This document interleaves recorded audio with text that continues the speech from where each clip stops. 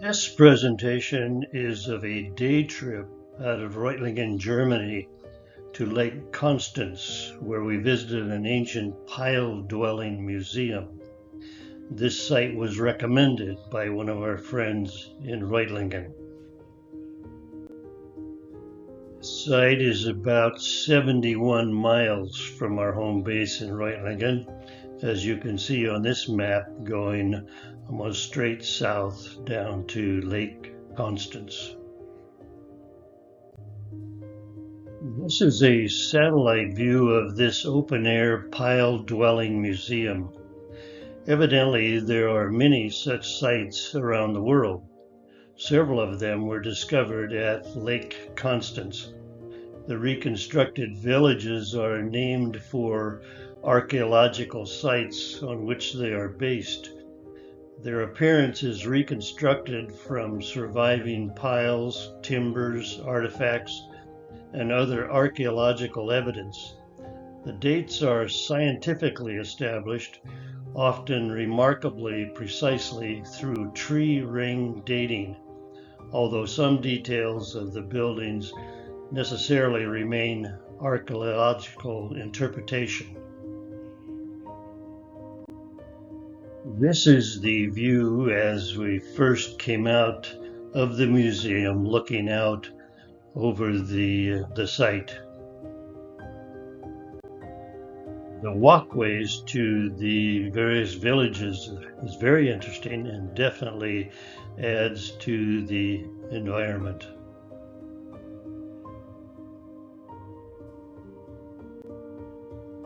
Here we are approaching Batbukau. That is the village chief's house in the center just ahead.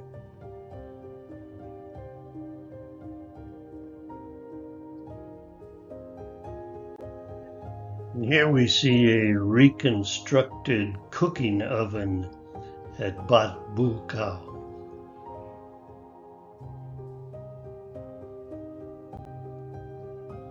The buildings in this photo are the first that were reconstructed by the museum in 1922. It is claimed to be a Stone Age house from Upper Swabia, said to be dated from 4000 BC. Unteruldingen, farmers built their villages directly at the water's edge and protected themselves from floods by building their dwellings on piles. The remains of the village have been well protected at the bottom of the lake. Organic materials were preserved in the lake that would have long ago decomposed on shore. Numerous findings of building parts have allowed for accurate reconstruction of the houses. Intact tools, bones, textiles, and even food remains were salvaged by divers. Since 2011, there have been 111 lake-dwelling settlements in 6 alpine countries that have become part of UNESCO World Heritage.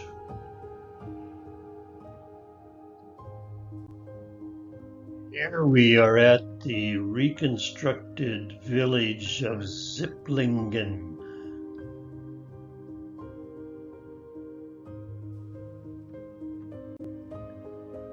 And here Woody made his appearance at Zipplingen.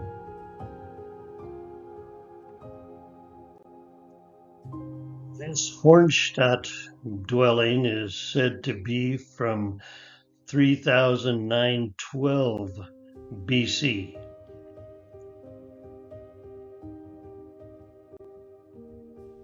This reconstructed wooden cart demonstrates the surprisingly advanced technology of prehistoric communities. Early wagons used heavy solid wood wheels and were constructed largely of wood with wooden joints and fiber lashings rather than metal hardware that we would expect today. This is a reconstruction and it is not an actual artifact.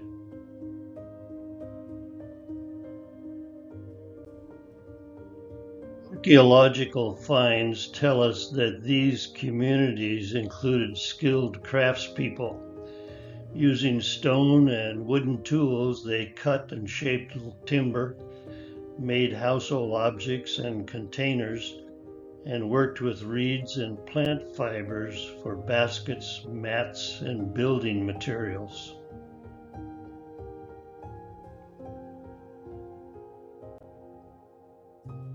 The reconstructed interiors help us imagine everyday life. A single house provided space for sleeping, storing food and possessions, preparing meals, and carrying out household work. Pottery, woven materials, plants, and simple furnishings are based on evidence recovered from prehistoric settlements. Life involved more than simply finding food and shelter. These constructed scenes illustrate the ceremonial and spiritual life of the community. Elaborate clothing, ornaments, painted walls, and the treatment of a high status individual suggest how archaeologists interpret evidence of ritual, social status, and beliefs about death.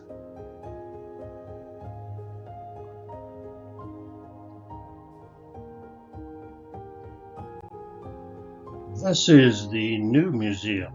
It was not there in 2015 when we visited. The main museum building displays about 1,000 original artifacts that were discovered at this site. We were able to see many artifacts in the old museum.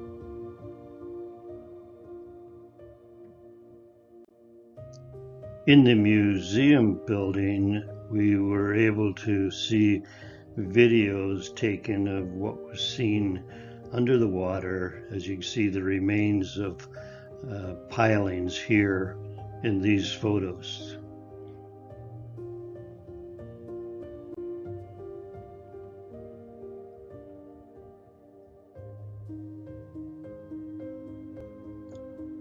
This slide presents a lot of information about dendrochronology. You may wonder how archaeologists can date these settlements so precisely. One important method is dendrochronology, or tree ring dating. A tree normally produces one growth ring each year, and changing weather conditions create distinctive patterns of wide and narrow rings. Scientists compare the pattern in ancient wooden piles and timbers with established tree ring records. When there is a good match, they can sometimes determine the exact year the tree was cut. This is one reason the dates given for the Lake Constance pile dwellings can be remarkably precise.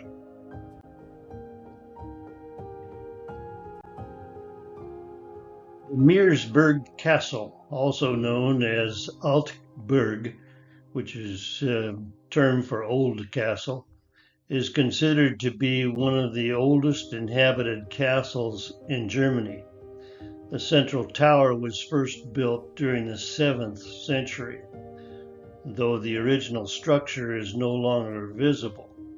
Burg Meersburg is known as the Old Castle, in the reference to the neighboring 18th century New Castle. Streets of Meersburg were quaint like most that we have seen.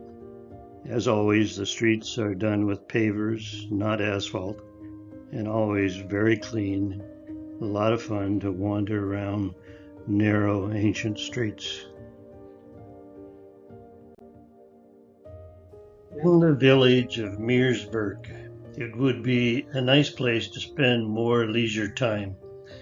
We spent only about 90 minutes here, including stopping for lunch. There are many sailboats on this lake. I understand that one could be rented, but it was raining the day we were there and we did not have all day. The area is very popular for local people.